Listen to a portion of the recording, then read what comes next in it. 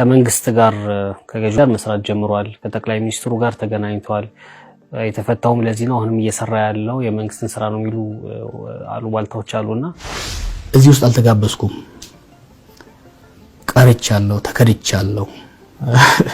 በቀለ በጣም ህይወቱ አደጋ ላይ ደርሶ ነበር።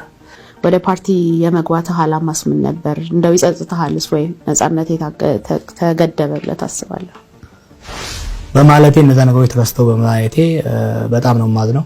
ባላልኳቸው ምላቸው ብዙ ነገሮች አሉ። እናንተ ሰዎች ሆናችሁ ብዙ ተቀይሯል።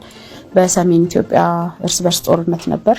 አሁን ደግሞ እሱ ትንሽ ጋብ ሲል ኦሮሚያ ላይም ጦርነት አለ፣ አማራ ክልል ላይም ሰሞኑን ብዙ ችግሮች አሉና የኤርትራ ሚና ምንድነው? የኤርትራ ቦታ የቱ ጋር ነው ያለው?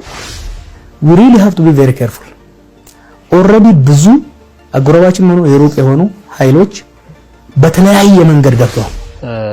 ኬንያም ላይ አይተናል በቅርቡ። ስለ ጉዞ የጉዞ ዓላማ ምን ነበር? ማንን አገኘ የሚለው እንዳለ ሆኖ በምን ፓስፖርት ነው የሄድከው? ጀዋር ኢትዮጵያ ይሆን እንዴ? አንደኛ ከልጅነቴ ጀምሮ ሌላም ሆኖኛ ያውቃል።